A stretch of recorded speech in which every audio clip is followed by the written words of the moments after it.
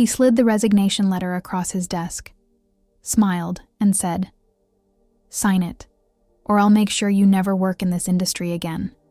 So I signed it. I signed every single page he put in front of me. Every single one. What he didn't know was that I had added 3 lines to that contract before I walked into his office.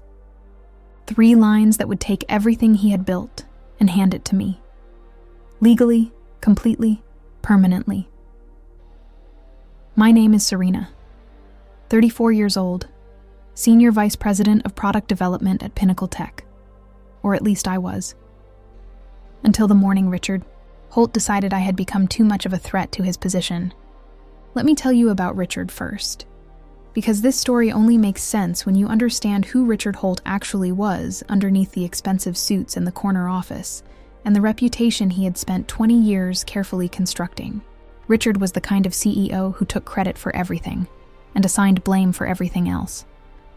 He had built Pinnacle Tech on the backs of people who worked harder than him and thought faster than him, and generated ideas he then presented in board meetings as his own. I had watched him do it to 3 people before me. I had told myself I was different. I had told myself I was too valuable to be disposable. I was right about being valuable. I was wrong about being safe. I joined Pinnacle Tech 6 years ago as a product manager. I built the framework that became their flagship software suite. I recruited the team that grew the product division from 4 people to 43. I generated, in my last fiscal year alone, revenue that represented 38% of the company's total income. 38%. And Richard presented those numbers to the board, with his name at the top of the slide. The signs were there. Looking back, they were always there. I just kept explaining them away because I was good at my job and I believed, the way competent people dangerously believe, that results are protection. They are not protection. They are a target. The first sign was 18 months before the resignation. Richard restructured the reporting hierarchy, without telling me. My team now reported through an intermediate director who reported to Richard directly, bypassing me. When I asked about it, he said it was a standard organizational adjustment. Don't overthink it, Serena. Focus on the product. I focused on the product. The second sign was 12 months out. I was removed from the executive leadership meeting. Not fired, not demoted, just quietly taken off the calendar invite. When I noticed and raised it with his assistant, I was told the meeting format was being restructured. The meetings continued without me, with my team's updates being presented by Richard. In my words, from my reports. The third sign was 6 months out. A competitor approached me. Velocity Systems, smaller than Pinnacle, but growing fast in exactly the space I had been developing. They wanted to talk about a senior leadership role. I told Richard about the approach because I was still operating under the assumption that transparency builds trust. I was still wrong about that. He thanked me for telling him. He called me a loyal team player. And 3 weeks later, he started building the case. I didn't know he was building it. But he was. Every missed deadline that was actually his team's failure got quietly redirected toward my division. Every client complaint got logged under product development. Every board communication started including subtle language about leadership gaps in the product organization. He was patient. He was methodical. He was building a file. And then, he called me into his office on a Tuesday morning.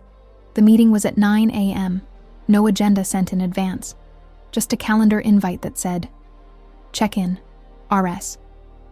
I walked in. Richard was at his desk.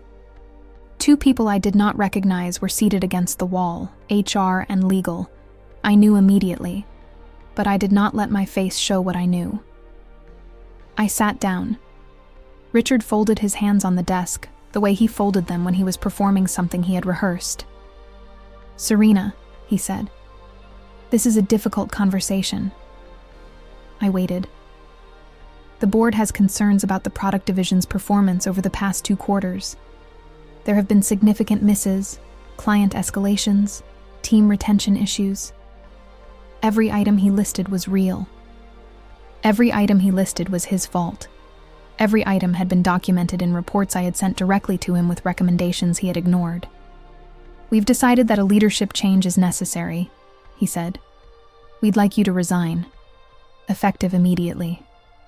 He slid a document across the desk, a resignation letter, pre-written, with my name already at the top. "If you sign this, we'll provide a standard severance package and a neutral reference," he said. "If you don't," he paused, "we'll be forced to pursue a performance-based termination, which will make future employment in this industry significantly more difficult." He smiled. That specific smile. The one that had always looked like confidence, and I now understood was something else entirely. He thought he had me. He thought the threat was enough. He thought I was going to pick up that pen and sign my career away and walk out of his building and disappear. He had underestimated me for 6 years. He was still doing it. Right now. In this room. While I sat across from him and thought about the 3 lines I had added to his document before I walked through his door. I signed the letter. I shook his hand. I walked out of the building with a box of my things, and I sat in my car in the parking garage and I breathed. Just breathed. Because the breathing part was real, even if everything else I was feeling was more complicated than it looked. 6 years. 6 years of my best thinking and my best work and my best hours. The product I had built from a concept into a revenue engine. The team I had recruited and developed and fought for. The 38%. All of it. Handed over to a man who was going to walk into the next board meeting and present my absence as a strategic restructuring. I sat in that car, and I let myself feel it. The anger. The grief. The specific exhaustion of someone who has been excellent for 6 years in a room that was never going to acknowledge it honestly. I let myself feel all of it, for exactly 45 minutes. Then I started my car, and I drove to my attorney's office. Because while I had been sitting in Richard's chair absorbing what felt like a defeat, what was actually happening was something very different, and it was already in motion. Let me tell you about the 3 lines.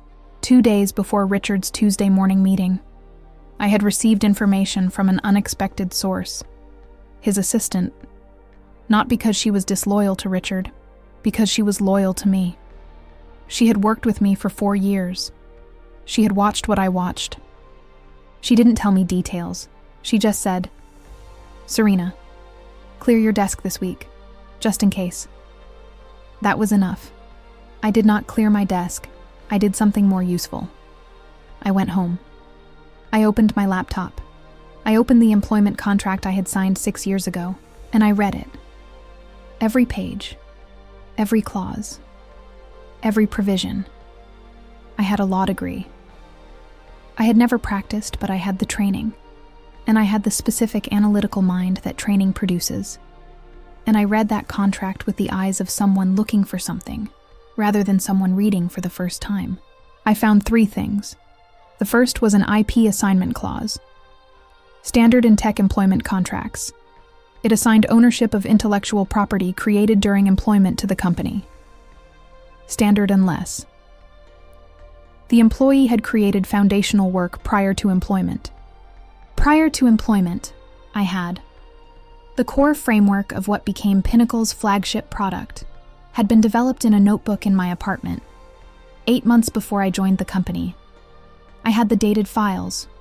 I had the version history. I had the documentation that established the timeline. The second thing I found was a non-solicitation clause. It prevented me from soliciting Pinnacle's clients for a defined period after departure. It did not prevent Pinnacle's clients from contacting me. That distinction was going to be important. The third thing I found was not in my contract. It was in Richards.CEO employment agreements are filed documents in certain corporate structures. Pinnacle was structured in a way that made Richards' agreement partially accessible through the corporate registry. I had read it thoroughly. Richards' contract contained a performance clause. It tied his compensation and his continued tenure to specific revenue benchmarks. Benchmarks that were directly connected to the product division's performance. My division's performance. If the product division's numbers declined significantly after a leadership transition, the board had rights, specific documented rights that Richard had apparently forgotten about, or assumed would never be relevant, because he had assumed I would simply disappear. I spent 2 days drafting an addendum, 3 clauses, one establishing my prior IP claim on the core framework, one clarifying the distinction between client solicitation and client-initiated contact, one that was not a legal clause at all. It was a notification. A single paragraph stating that the signatory had been informed of and understood their rights regarding prior intellectual property and had chosen to execute the resignation agreement with full knowledge thereof. I printed it. I attached it to the resignation letter Richard had pre-written. I walked into his office, and I let him watch me sign every page. He never read what he was countersigning. He just signed, because Richard Holt had never in 20 years of being CEO actually read the documents he signed. He had people for that, and his people were not in that room. My attorney called it the cleanest prior IP claim I have seen in 15 years. The core framework, the one that generated 38% of Pinnacle's revenue, legally, was mine, had always been mine, had never been properly assigned because the original contract had not accounted for work created prior to employment, and Richard's team had never thought to close that gap because Richard's team had never imagined it would matter. We filed the claim on a Thursday. By Friday morning, Pinnacle's board had called an emergency session. By Monday, Richard had his own attorneys calling my attorneys. By Wednesday, the board had requested a meeting with me directly, not through Richard. With me. I arrived at that meeting in the building. I had just been escorted out of 12 days earlier. I sat at the board table. I presented 3 things. The IP documentation. The revenue analysis showing the direct connection between my framework and the company's top-performing products. And a proposal. I was not interested in litigation.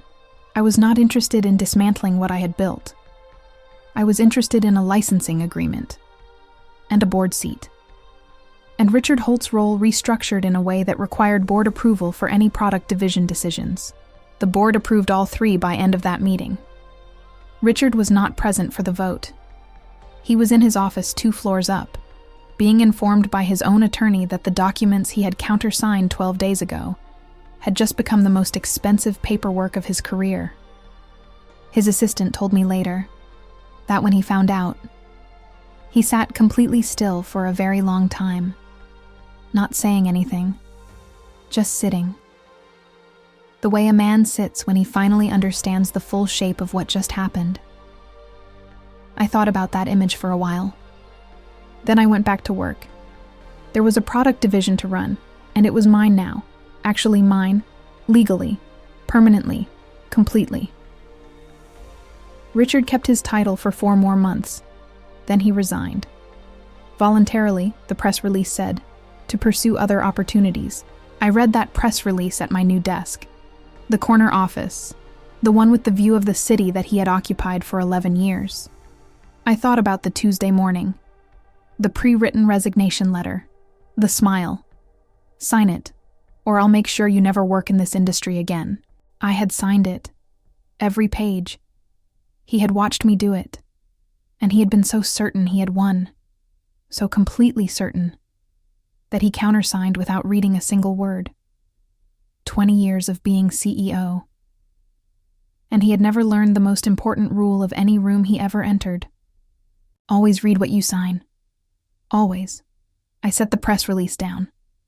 I picked up my coffee. I looked at the city. And I thought, he forced my hand. I just made sure. It was holding the right pen.